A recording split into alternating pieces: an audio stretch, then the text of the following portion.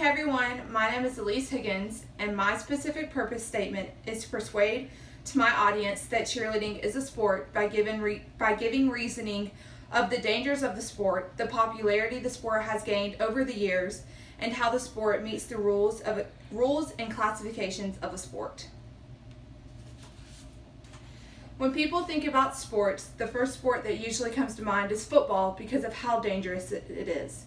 But cheerleading is also a sport because of how dangerous it is, the amount of popularity the sport has gained over the years, and how the sport follows the rules and classifications of a sport. When you search in Google the most dangerous contact sport, you probably think football is the sport that pops up. But that's wrong. The first sport that comes up is competition cheerleading. According to Active Kids, cheerleading is the most dangerous sport in terms of serious injury. Cheerleading injuries are much more severe than other sports. Active Kids states that cheerleading makes up 50 to 66% of catastrophic injuries in female athletes. A catastrophic injury is defined as a severe injury to the spine, including the spinal cord or brain, and may also include skull or spinal fractures. This is a video of my younger sister doing a skill, and as you can see, they throw her up and she looks great, but then she goes to pull something and she falls over the back.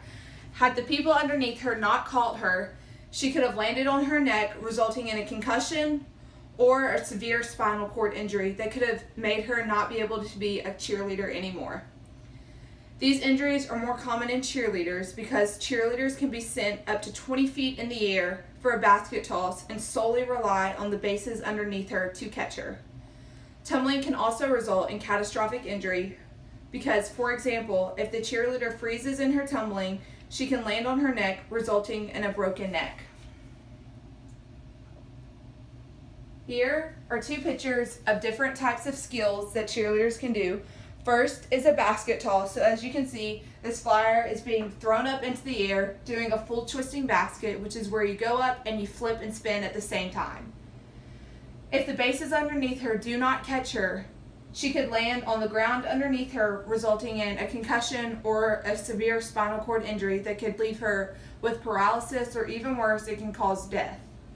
Then here we have a 2.5 high pyramid, which is where there's a bottom, a mid, and a top girl. This top girl could fall off the top and the people underneath her not catch her, and it could also result in catastrophic injury. I myself have gone through many injuries, but none that have been extremely catastrophic. I have had multiple ankle sprains and a broken ankle, so this is what I use to protect my ankles throughout the sport when I'm tumbling or stunting so I don't roll my ankles. It has a figure 8 and laces up, so it stabilizes my ankle so I don't have any worse injuries. Cheerleading has become one of the most popular sports amongst our younger generation. Cheerleading is now a sport that involves multiple countries which all come together a few times a year to compete at a worldwide competition. This worldwide competition could be known as the Cheerleading Worlds, which is a competition for all-star cheerleaders from all around the world. They all come together once a year to compete at the World Championships, to compete for the title of being a world champion and to win a ring. According to the New York Post, just in the United States alone, cheerleading has now become a billion-dollar business. There are over 4 million participants, ages elementary through college, participating in the sport. There are over 70 countries participating in cheerleading, which has allowed talk of cheerleading becoming an Olympic sport in 2020. Here's a picture from the movie Bring It On, which, as we all know, is a very popular cheerleading movie, which I believe has caused cheerleading to gain the popularity it has gained over the years. And then also, this is a picture of Team France competing at the ICU Worlds, which is the governing body for the World Championships for college athletes. They all can compete to be a part of their country's team, and they all come together to compete for the title of the world champion. Cheerleading is a sport because it follows the definition of a sport. According to Varsity, a sport must be a physical activity which involves propelling a mass through space or overcoming the resistance of mass. In cheerleading, this would be stunting.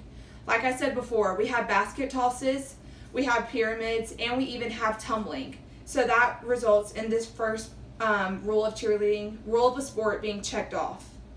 Also stated from varsity, contesting or competing against with an opponent is required. Cheerleading has multiple competitions, so there's another check. The Cheerleading Worlds is a competition. NCA is a competition for cheerleaders. That's for all-star cheerleaders. There's also the state championships for high school cheerleaders, and then NCA and UCA nationals for college cheerleaders. As stated by varsity, a sport must be governed by rules that explicitly define the time, space, and purpose of the contest and the conditions under which a winner is declared. Cheerleading has a time limit for the routine, mat size regulations, and score sheets. For example, a routine in cheerleading can only be 2 minutes and 30 seconds long, and there's a certain number of panel mats you're allowed to use. Lastly, according to varsity, a sport must also have acknowledgement that the primary purpose of the competition is a comparison of the relative skills of participants. You know those competitions on ESPN? Yeah, those are national competitions, so there's the last check. When people first think of a sport, they immediately think of football because of the dangers of it, the popularity, but cheerleading is also a sport because of its dangers and the popularity the sport has gained. I hope I have persuaded you all enough to understand why cheerleading is a sport and that you all will now think of cheerleading as a sport. Cheerleading is a sport and should be considered a sport by everyone in every school and organization. Thank you.